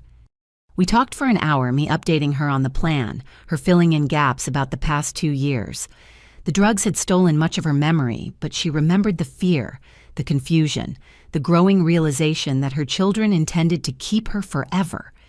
"There's a safe," she said suddenly. "In the basement, behind the water heater. Combination is your grandfather's birthday backwards." "What's in it?" "Truth, documents, recordings. I wasn't always as confused as they thought. My phone buzzed, text from Mom. "How's everything going?" "I have to respond," I told Grandma. "They're checking on me." "Go, play your part, I'll play mine." I typed back, "Fine, she's sleeping. This is harder than I thought." "Mom, it doesn't get easier. Thank you for helping." The irony burned, thanking me for helping imprison the woman who'd helped raise me, but I sent back heart emojis and reassurances playing the dutiful daughter. The night stretched endlessly. I gave Grandma her scheduled medications, but palmed half the pills, flushing them later. Checked her vitals, adjusted her position to prevent bed sores, helped her to the bathroom. All while maintaining the charade for the cameras I assumed were watching. Around 3 a.m., she dozed fitfully. I sat beside her, holding her hand, planning our next moves. 3 days felt like an eternity when each hour brought new dangers. But we'd endure, we had to. Because Monday would bring either liberation or catastrophe, and I was done letting my family choose which. Saturday morning arrived with Mom bustling into the room at 7 sharp checking monitors and logs with suspicious eyes. I'd been careful to document everything exactly as instructed, even noting Grandma's confused rambling about wanting to go dancing with Harold. "How was the night?" Mom asked, feeling Grandma's forehead. "Challenging. She kept trying to get out of bed around 4. Thought she was late for work. The office closed 20 years ago." Mom sighed theatrically. "Did you give her the morning medications?" "Was waiting for you. Wanted to make sure I had the doses right." This earned an approving nod. "Smart. Let me show you again." We went through the pharmaceutical ritual together. 15 different medications, some crushed into applesauce, others given by IV. I memorized each one. Haldol for agitation, Ativan for anxiety, Seroquel for delusions.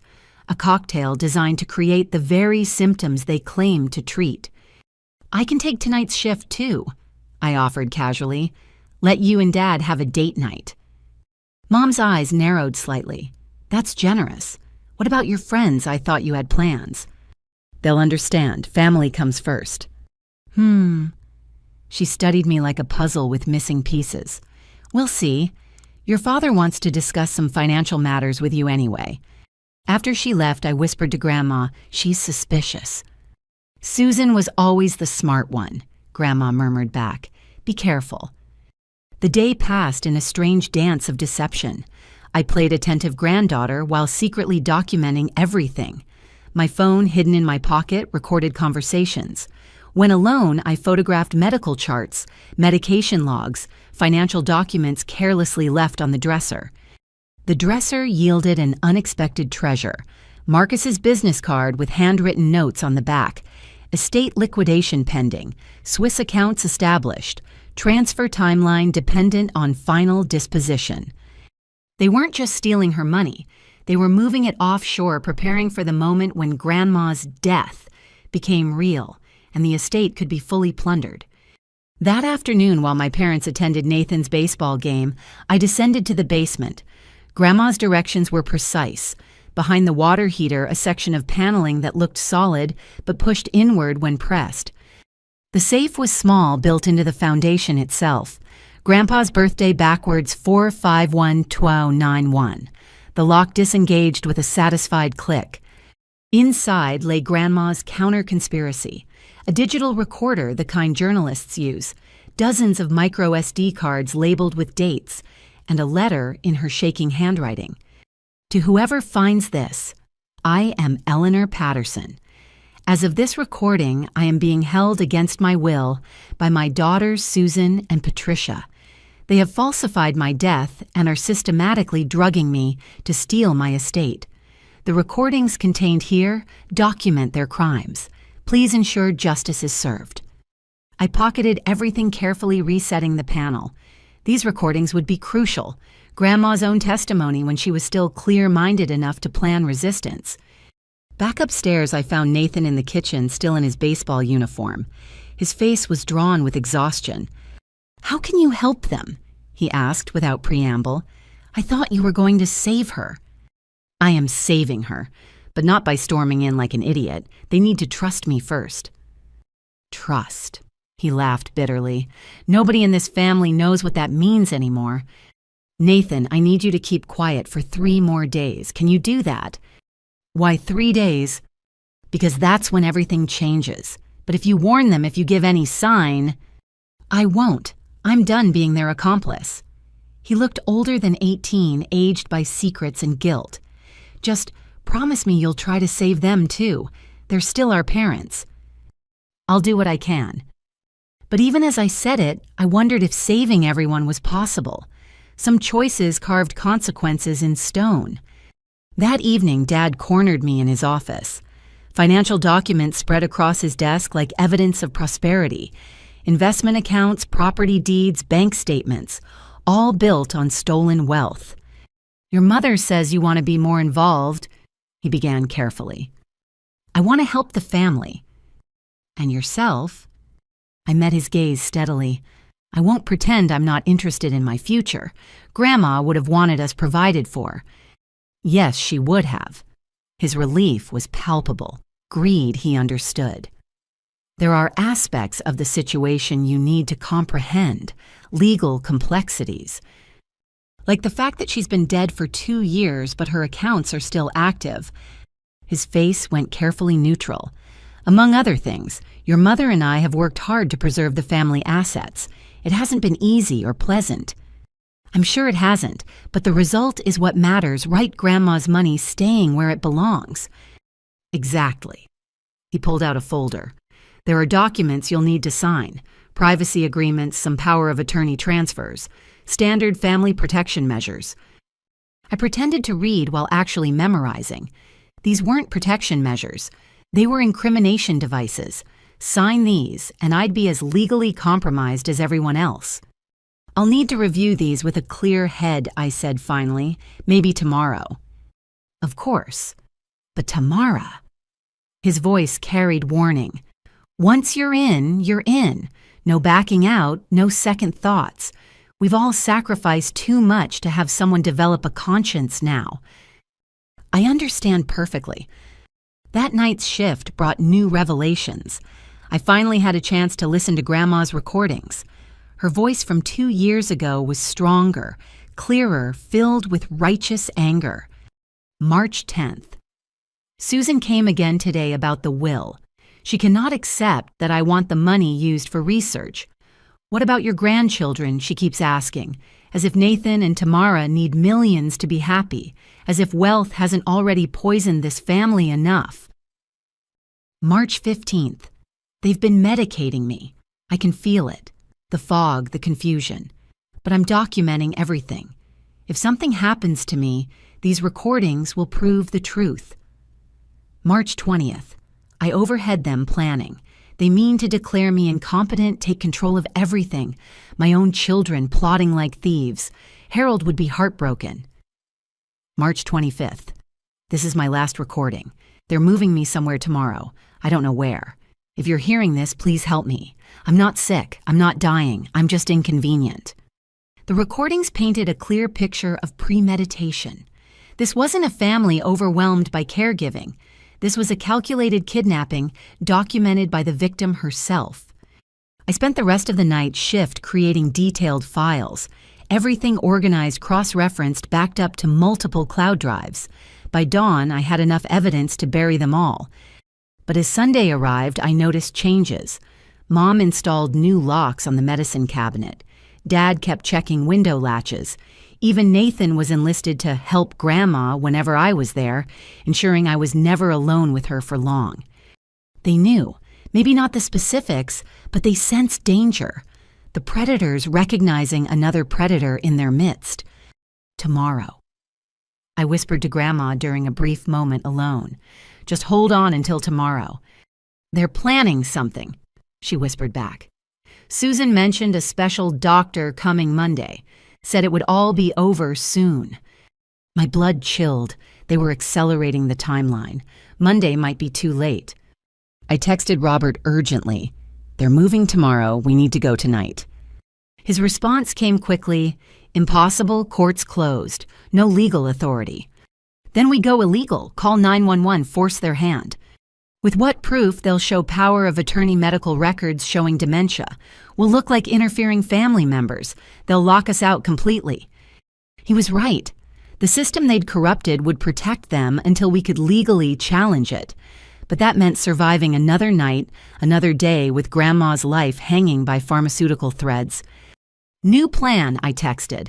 I'm staying with her tonight, all night. Whatever they're planning, they'll have to go through me. Dangerous. What if they drug you too? Then you'll know to move immediately. Either way, this ends tomorrow. I pocketed my phone resolution hardening like cement. Tomorrow would bring justice or disaster. But tonight, I stood guard over the grandmother who'd once guarded me. The evidence was gathered. The players positioned. The final act was about to begin. Sunday evening descended with the weight of gathering storm clouds. I'd convinced my parents to let me take another night shift, playing up my exhaustion from regular life, and how helping with Grandma gave me purpose. They bought it, but their smiles were strained, their eyes watchful. Nathan had been avoiding me all day. When I finally cornered him in the hallway, his face was blotchy from crying. "I'm sorry," he whispered. "I'm so sorry." My stomach dropped. "What did you do?" "They knew I gave Robert your number. Dad found the call in my phone history." His voice cracked. "They said if I didn't tell them everything, they'd make sure I never got into any college. They'd destroy my future before it even started." "So you told them?" "Everything. About you meeting Robert, about the evidence you've been gathering. They know, Tamara. They know it all." The hallway seemed to tilt. "When did you tell them?" "This morning. They've been pretending all day, acting normal while making plans." He grabbed my arm. "You have to run. Leave now. They're going to—" "Tamara." Mom's voice floated up the stairs. "Could you come to the living room sweetheart family meeting?" Nathan's face went white. "Don't go, please." But running would mean abandoning Grandma. I squeezed his shoulder. "It'll be okay." "No," he whispered. "It won't." The living room felt like a courtroom. Mom and Dad sat on the couch, united in judgment. Patricia occupied the armchair, her nurse's scrubs a costume for this family tribunal. Even Marcus the lawyer was there, briefcase at his feet like a weapon. "Sit," Mom commanded, indicating a chair positioned alone in the center. I sat, keeping my expression neutral. "What's this about?" "Nathan told us some disturbing things," Dad began. "About your activities this week, about your real intentions." "I don't know what you mean." Mom laughed sharp and bitter. "Please, we're past games, Tamara. We know about Robert, about your little investigation, about your plans for tomorrow. Then you know I'm trying to save Grandma from elder abuse." Elder abuse. Patricia spoke for the first time. "We've cared for Mother every single day for 2 years. Fed her, bathed her, managed her medications. That's not abuse. That's love." "Love doesn't require locks and lies." "Doesn't it?" Mom leaned forward. "You think love is simple, clean. You have no idea what we've sacrificed." "Enlighten me." "Your college tuition, Grandma's money, Nathan's medical bills when he had leukemia at 10, Grandma's money. This house, our cars, the life you've enjoyed, all possible, because we managed the family finances while Mother hoarded wealth like a dragon."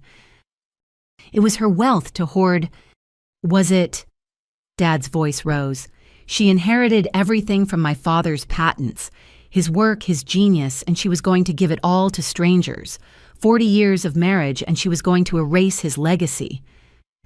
"That doesn't justify imprisonment." "We gave her 2 choices," Mom said coldly. "Sign the family trust documents or live with us under our care. She chose this." "You mean you chose this when she wouldn't comply?" Marcus cleared his throat. "From a legal standpoint, everything has been properly documented. Power of attorney, medical directives, financial management, all perfectly legitimate. Forged documents aren't legitimate." "Prove they're forged. I dare you." His smile was reptilian. "Your grandmother's signature is on everything witnessed and notarized. Any court would uphold the arrangements. What about the death certificate? Hard to explain that away." "What death certificate?" Mom asked innocently. "There's no death certificate." Eleanor Patterson is alive and receiving home care. We simply allowed a misunderstanding to persist among extended family and friends. You held a funeral, a memorial service. Very different legally. People assumed what they wanted to assume. The twisted brilliance of it made me sick. They'd threaded legal loopholes like a needle, creating a fiction that would hold up under scrutiny. So what now? I asked. You locked me up to... Don't be dramatic, Dad said. You're going to sign some documents Marcus has prepared. Non-disclosure agreements, privacy contracts. Then you're going back to school and forgetting this ever happened. And if I refuse... Mom's smile was ice. Then we'll be forced to take protective measures. You see, you've been under tremendous stress. The death of your grandmother hit you hard. So hard that you've been having delusions, believing she's still alive. We've been so worried we've already consulted with a psychiatrist. Dr. Reginald Hoffman, Patricia added, specializes in grief-induced psychosis. He's prepared to do an emergency evaluation if needed. You'd have me committed... temporarily, just until you're thinking clearly again. 3 days, maybe a week. Long enough for us to handle the situation with Robert. What situation with Robert? Marcus opened his briefcase. Your uncle has been embezzling from Eleanor for years. We've just discovered the extent of his theft. Tragic, really. The police will be very interested in the evidence we've compiled. Manufactured evidence. Evidence nonetheless. Bank transfers, forged signatures, a clear pattern of financial abuse. Who do you think they'll believe, the family caring for a sick woman or the estranged brother with gambling debts? Robert doesn't gamble. He does now. Amazing what a few casino receipts and doctored credit card statements can prove. They'd thought of everything. Every angle covered, every escape route blocked. But they'd made one mistake. They'd revealed their hand too early. Can I say goodbye to Grandma? I asked, letting defeat color my voice. Before I sign your papers... Mom studied me suspiciously. Why? Because once I sign, I can never see her again, right? That's what you're really saying. Sign and disappear, or fight and be destroyed. Don't be melodramatic. You can visit, supervised, of course.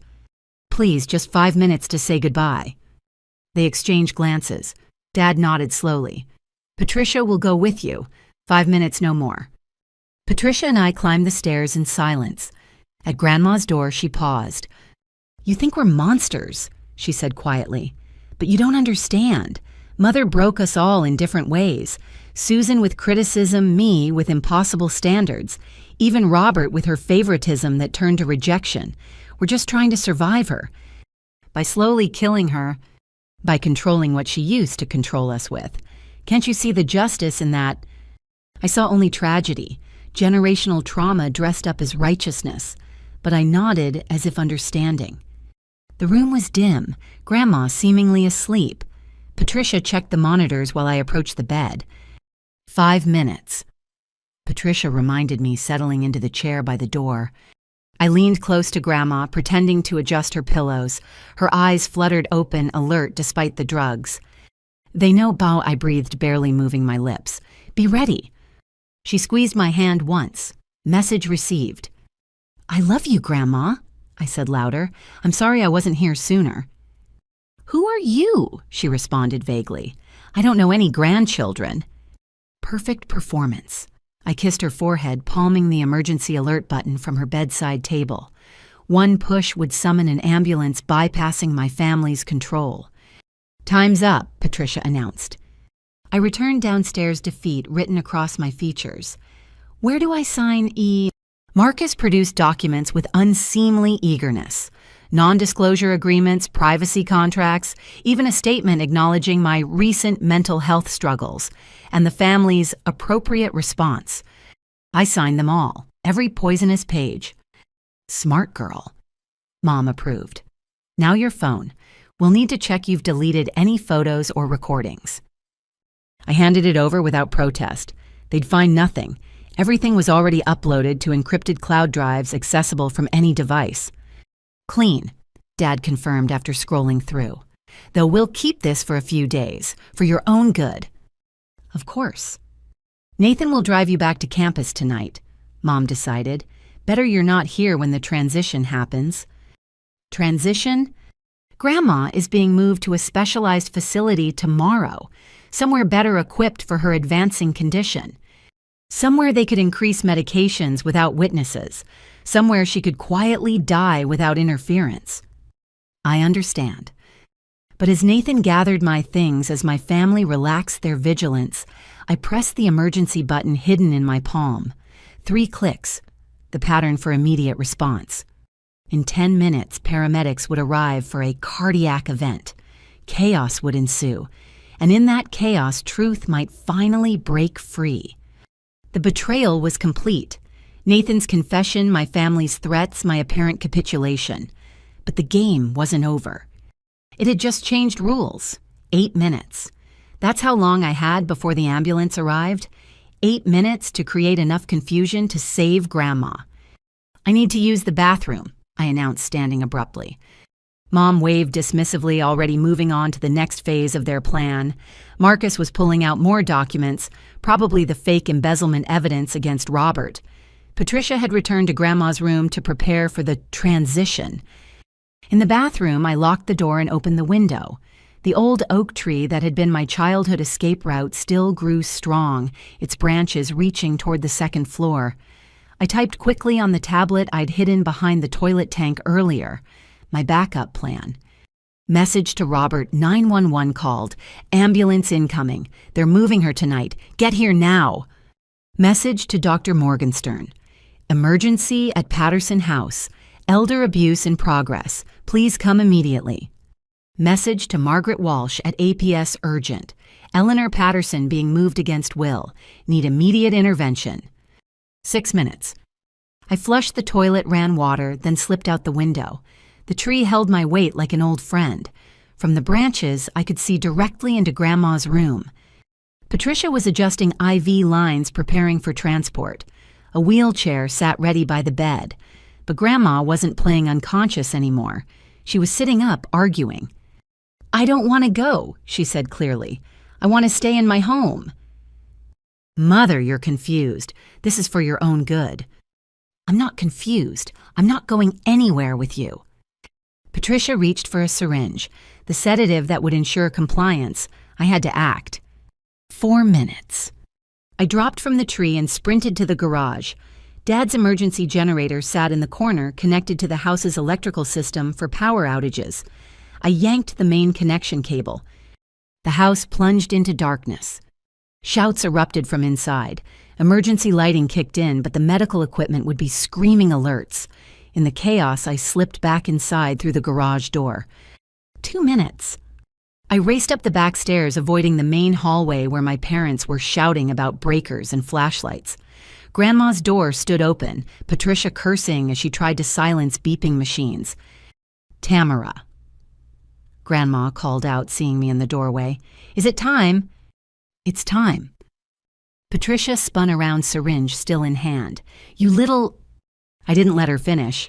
The self-defense classes finally proved useful as I grabbed her wrist, twisting until the syringe fell. We grappled briefly before I managed to push her into the closet, slamming it shut and dragging the heavy dresser across the door. Can you walk? I asked Grandma. I've been practicing when they think I'm sleeping. Get me up. I helped her stand, her legs shaky but determined. We made it 3 steps before the lights flickered back on. Tamara.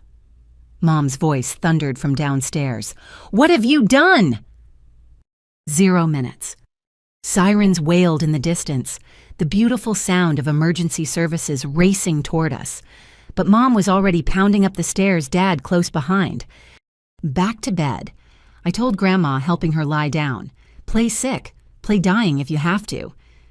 She nodded immediately, going limp, eyes rolling back. I grabbed the medical chart, holding it like a shield as my parents burst in. You called 911. Mom's face was purple with rage. You stupid, stupid girl. She's having a cardiac event, I said calmly. Look at her vitals. The monitors, disrupted by the power outage, showed erratic readings. Grandma's performance, shallow breathing, trembling, sold the story. She's fine, Dad insisted. Cancel the ambulance. and have her die because you refuse treatment. That's negligent homicide. The sirens grew louder. Through the window, I saw flashing lights turning onto our street. "Marcus," Mom shouted, "get up here." But when the lawyer appeared, he took one look at the situation. Patricia pounding inside the closet, Grandma appearing to seize me standing firm with medical charts, and backed away. "I can't be here for this," he muttered, fleeing downstairs. Smart man, rats fleeing the sinking ship. The doorbell rang, loud, insistent. Emergency personnel didn't wait long before breaking down doors. "I'll handle this," Dad said, trying to project calm. "Everyone stay here." But I was already moving, shouting down the stairs. "Up here, second floor patient in distress." The paramedics took the stairs 2 at a time, 2 EMTs professional and focused pushing past my father's protests. "What's the situation?" the lead EMT asked.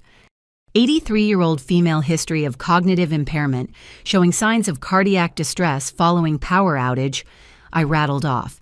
On multiple medications, IV fluids, oxygen support. They moved into action, checking Grandma's vitals, assessing her condition. Mom tried to intervene. "She's fine. This is a misunderstanding. We have power of attorney." "Ma'am, please step back. Let us do our job." "She's not really sick." Mom's composure cracked. "She's pretending, tell the mother." But Grandma remained limp, occasionally moaning. The EMTs exchanged glances. "We need to transport her for evaluation," the lead decided. "Possible stroke or cardiac event." "You can't take her." Dad blocked the doorway. "We're her caregivers. We decide her treatment." "Sir, interfering with emergency medical care is a crime. Step aside." The moment stretched taut. Then salvation arrived in the form of Margaret Walsh from Adult Protective Services, flanked by 2 police officers. "I'm here responding to a report of elder abuse," she announced. "No one moves until we sort this out." The room erupted. Mom screaming about rights and lawyers, Dad demanding warrants. Patricia finally freed from the closet, disheveled and furious. Nathan appearing in the doorway, face streaked with tears. Through it all, the EMTs continued their work preparing Grandma for transport.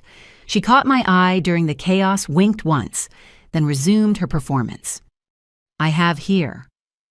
Margaret Walsh continued calmly, a petition for emergency guardianship filed by Robert Patterson, along with substantial evidence of financial exploitation and false imprisonment. Robert appeared behind the officers looking grim but determined. "That's my mother. I want her removed from this house immediately." "You have no right."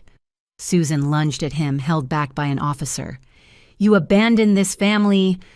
"I tried to save it from you," he replied sadly. The EMTs lifted Grandma onto a gurney. She moaned dramatically, reaching out weakly.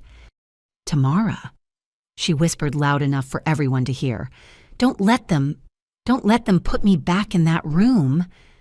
"She's confused," Mom insisted desperately. "She loves that room. Tell them, Patricia, you're a nurse." But Patricia was backing away, calculating her own survival. I need to call my lawyer." "Your lawyer is currently being arrested for fraud," Margaret informed her. "Marcus Fitzgerald was picked up 20 minutes ago. You might want to cooperate." The house of cards was collapsing. Mom sank to her knees as they wheeled Grandma out. Dad stood frozen, watching his carefully constructed world crumble. Nathan pressed against the wall, trying to disappear. "Tamara Patterson." Margaret approached me. "We'll need a full statement, but first ride with your grandmother. She's asking for you." I followed the gurney downstairs, past the neighbors gathering on their lawns, past the police cars and ambulance, past the wreckage of my family's secrets. In the ambulance, Grandma gripped my hand with surprising strength. "You did it," she whispered. "You saved me." "We saved each other," I corrected. As we pulled away, I saw Mom in the doorway, Dad's arm around her shoulders. They looked smaller, somehow diminished by the weight of their exposed lies. The escape was complete, but the reckoning had just begun. The hospital emergency room buzzed with controlled chaos, but Grandma's cubicle felt like the eye of a storm. Doctors ran tests. Nurses checked vitals, and through it all, she maintained her performance of confusion mixed with moments of clarity. "Where am I?" she asked a young resident. "Is Harold here?" "You're at Mercy General, Mrs. Patterson. You're safe now." Dr. Morgenstern arrived within the hour, her professional mask firmly in place. She consulted with the ER attending reviewing Grandma's medication list with growing alarm. "This pharmaceutical cocktail is extremely concerning," she told the attending loud enough for the police officer taking notes. "No patient with mild cognitive impairment should be on this combination. It's actually contraindicated. You prescribed these medications?" My mother's voice carried from the waiting area where she and Dad were being questioned. "Under duress," Dr. Morgenstern replied calmly. "I'll be providing a full statement to the authorities." Margaret Walsh from APS set up a makeshift office in a consultation room. One by one, she interviewed everyone involved. When my turn came, I handed over a USB drive containing everything: videos, documents, recordings. "This is comprehensive," she murmured, scrolling through files. "How long have you been gathering this?" "A week, but my grandmother has been gathering evidence for 2 years." I explained about the safe, the recordings, her secret documentation. "We'll need to retrieve those items immediately," she signaled to an officer. "Judge Martinez issued a search warrant an hour ago." Meanwhile, Robert worked with hospital administration to establish temporary guardianship. His lawyer, the honest one from out of state, had filed emergency paperwork that morning. "The court will need to sort out permanent arrangements," he explained to me. "But for now, Eleanor is under hospital protection. No family member can make medical decisions without court approval." "What about criminal charges?" "That's up to the prosecutor. But with this evidence—" He shook his head. "Your parents are looking at serious time. Elder abuse, false imprisonment, fraud, conspiracy. Patricia too, though she might get leniency for cooperation. And Nathan. He's 18 but was clearly coerced. Likely probation, maybe community service." The weight of it all hit me then. My family wasn't just broken, it was destroyed. Criminal proceedings would drag on for months, maybe years. The scandal would be public, humiliating, devastating. But then I thought of Grandma locked in that room for 2 years and my sympathy evaporated. Around midnight, the doctors cleared Grandma medically. The cardiac event was indeed fake, though her blood work showed dangerous levels of psychotropic drugs. "We'll need to wean her off carefully," the attending explained. "Stopping suddenly could cause seizures, but with proper treatment, she should recover significant cognitive function." "How much damage is permanent?" I asked. "Hard to say. The isolation and over-medication have taken a toll, but your grandmother is remarkably resilient. I'm optimistic." Margaret Walsh returned with updates from the house search. "We found the safe. Your grandmother's recordings are damning. There's also a video we'll dated a week ago, hidden in the base of a lamp. Video will..." She recorded it herself during a lucid moment. "Names you and Robert as co-executors, specifically disinherits Susan and Patricia for acts of cruelty and betrayal. It'll hold up in court." The irony was perfect. Mom had imprisoned Grandma to steal her money only to guarantee she'd lose it all. By 3 a.m., the initial chaos had settled into exhausted aftermath. Grandma dozed in her hospital bed, finally sleeping without chemical assistance. I sat beside her holding her hand when my phone buzzed with an unknown number. "Tamara." Nathan's voice was small, broken. "Are you okay?" "Where are you?" "Home, alone. Mom and Dad were arrested. They're being held until the bail hearing Monday." "Nathan?" "I know you hate me. I betrayed you, betrayed Grandma. I wanted you to know I'm sorry for everything." "I don't hate you," I said truthfully. "You were trapped in an impossible situation. I could have been brave, like you. Bravery is easier when you've been away, when you haven't been living in the middle of it for 2 years." He was crying now. "What's going to happen to me?" "I don't know, but Nathan, tell the truth. All of it. It's the only thing that might save you." "What about Mom and Dad?" They made their choices. Now they face consequences. And us, our family. I looked at Grandma, peaceful in real sleep. Thought about Robert finally stepping up after years of cowardice. About Patricia probably negotiating a plea deal. About parents who'd chosen greed over love. We'll build something new, I said finally. Something better, based on truth this time. Nathan's sob was answer enough. We talked a while longer. About lawyers, about school, about the uncertain future. When we hung up, I felt the strange lightness that comes after carrying a heavy weight too long. A nurse came to check on Grandma. You should go home, get some rest. She'll be here when you wake up. I'm not leaving her, never again. The nurse smiled softly. There's a cot in the family room. I'll have someone bring you blankets. As dawn broke over the hospital painting, the sky in shades of hope, Grandma stirred. Tamara. Her voice was clearer than it had been in days. Did we do it? Am I free? You're free, Grandma. It's over. No, sweetheart. She squeezed my hand weakly. It's just beginning. The hard part comes now. Healing. Forgiving. Moving forward. Can you forgive them after everything? She was quiet so long I thought she'd fallen back asleep. Then, I can forgive the fear that drove them to it. The greed, the cruelty that will take longer. Maybe forever. I'm sorry I wasn't here sooner. You came when it mattered most. That's what counts. We sat in comfortable silence as the hospital woke around us.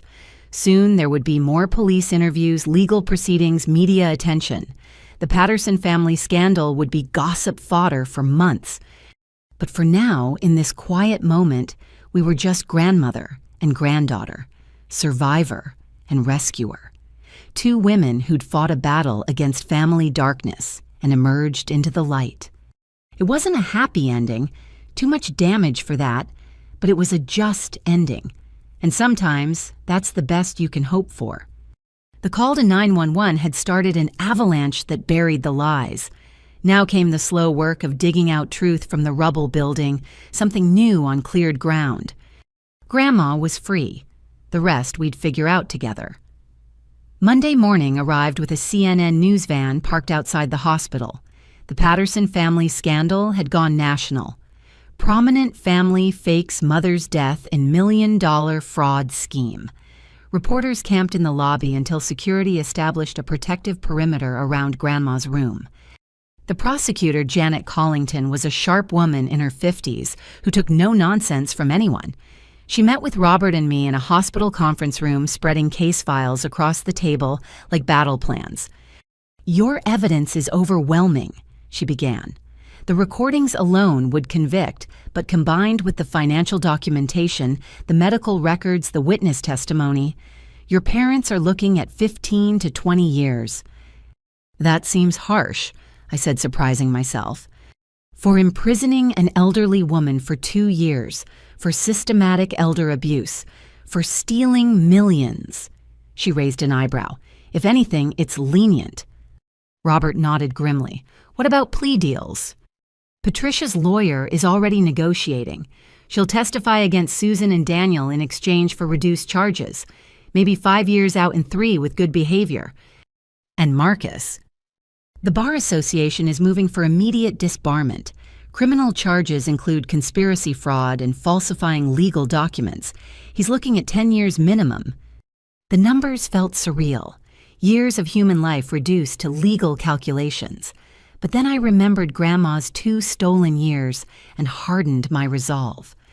What do you need from us? Everything.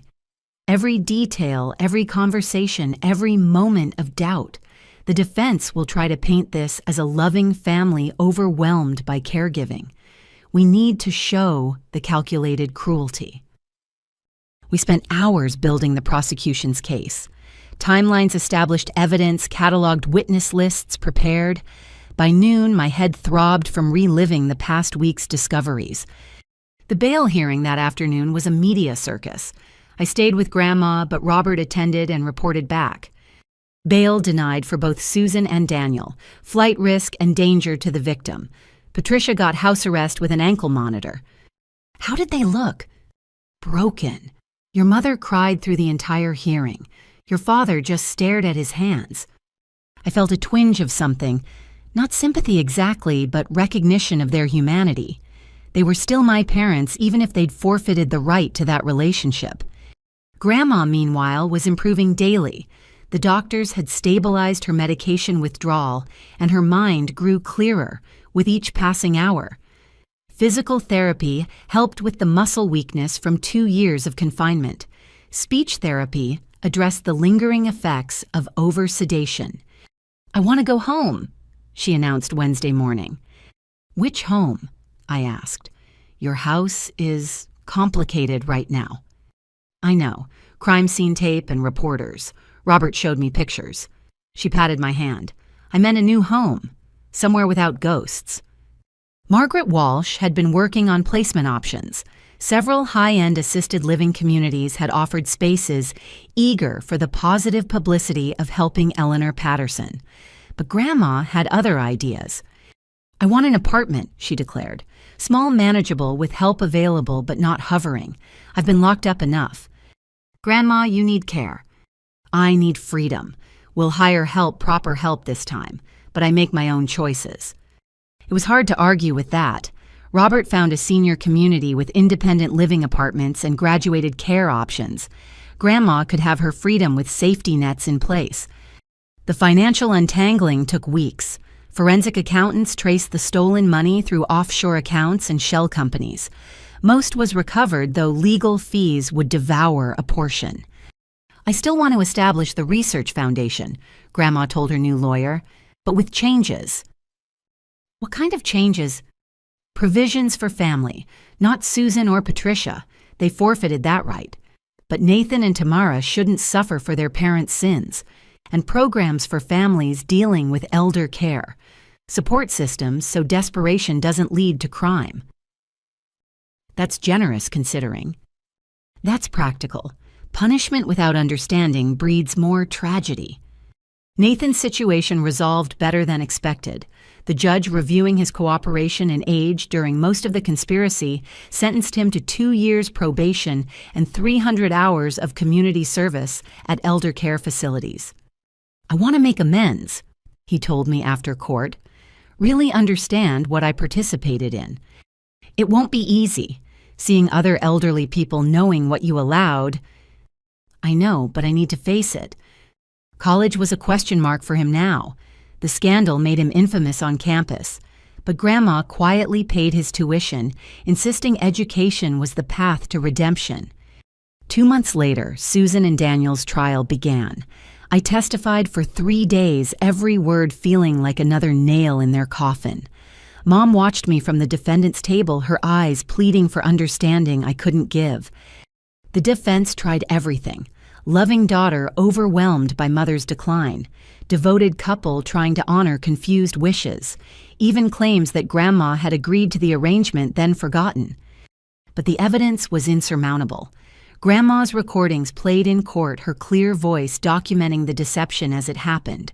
Financial records showed systematic theft. Medical experts testified about the damage from unnecessary drugs. The verdict was swift guilty on all counts. At sentencing, the judge allowed victim impact statements. Grandma, dignified in her new clarity, addressed her daughters directly. "You were my greatest joys and have become my deepest sorrows. I failed you somehow, teaching you that money mattered more than morals. For that, I'm sorry. But what you did to me, the theft of my autonomy, my dignity, my very self, that's unforgivable. I pray prison gives you time to find your souls again." Susan got 18 years, Daniel 15. Patricia, who'd testified for the prosecution, received 4 years as agreed. Marcus got 12 years and permanent disbarment. As they led my parents away in shackles, Mom looked back one last time. "I love you, Tamara," she mouthed. I couldn't respond. Love without ethics is just possession. 6 months after that first 911 call, life had found new rhythms. Grandma's apartment overlooked a small park where children played and dogs chased frisbees. Her living room hosted weekly poker games with other residents who called her the woman who lived twice. "Full house," she declared, raking in chips. "Pay up, ladies." "Eleanor, you card sharp," her friend Dolores laughed. "Where'd you learn to bluff like that?" 2 years of pretending to be sicker than I was. Excellent practice for poker. She could joke about it now, though nightmares still came. Dr. Morgenstern, her license intact thanks to her cooperation, visited monthly as a friend rather than physician. They'd formed an odd bond. Conspirators turned allies. "How are the medication adjustments?" Dr. Morgenstern asked during one visit. "Better. The fog is lifting more each day. I still have gaps moments that are just gone, but I'm here. I'm present. That's what matters." I'd returned to Northwestern but came home every weekend. The journalism major I'd been pursuing felt hollow now. I switched to law with a focus on elder rights determined to prevent other families' tragedies. Nathan thrived in his community service, discovering a calling he'd never expected. The elderly residents at Sunset Manor adopted him like a grandson, and he spent hours beyond his required time reading to them, playing chess, simply listening. "I understand now," he told me one Saturday, "what we took from Grandma, not just freedom. We stole her stories, her connections, her purpose. Understanding is the first step to healing." Is it enough? Can it ever be enough? No, but it's a start. Robert had stepped into his role as co-executor with surprising grace. Years of cowardice had transformed into determined protection. He managed Grandma's finances transparently, every decision documented and discussed. The Research Foundation launched on Grandma's 84th birthday. The Eleanor Patterson Center for Alzheimer's Research and Family Support opened with a mission to fund both medical advances and caregiver resources. "No family should face this disease alone," Grandma said at the ribbon cutting, "and no family should feel desperate enough to commit crimes." The media attention had finally died down, though occasional reporters still called seeking updates. The Patterson family scandal had become a cautionary tale, discussed in elder law classes and medical ethics seminars. Prison visits were the hardest part. I went monthly alternating between Mom and Dad. The conversations were stilted, full of things we couldn't say. "How's school?" Mom would ask, pretending we were normal mother and daughter. "Good, challenging." "And Nathan?" "He's doing well. His grades are up." We never discussed Grandma. That wound was too raw, might always be. Dad aged rapidly in prison. The financial wizard who'd helped steal millions now taught basic literacy to other inmates, finding redemption in small services. "I think about it every day," he told me once. "How we justified each step.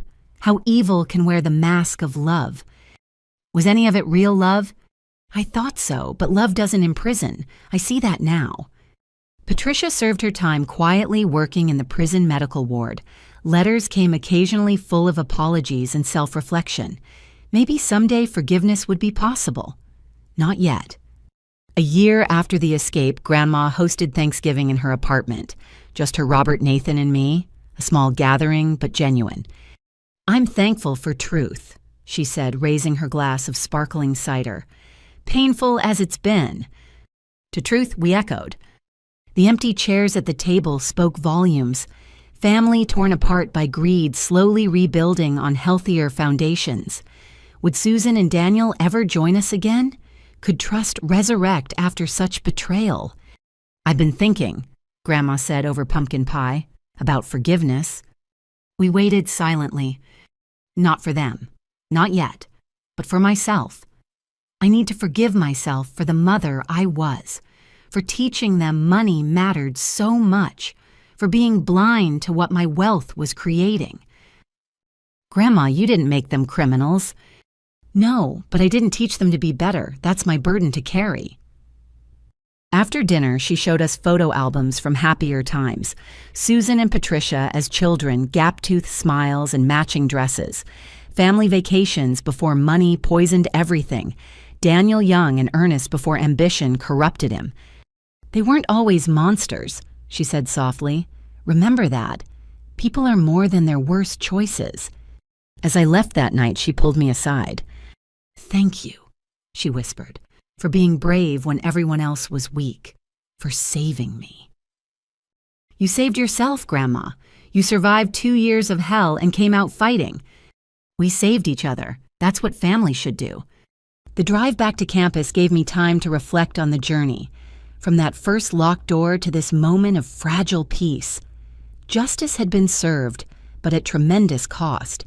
A family shattered, rebuilt, different, maybe stronger.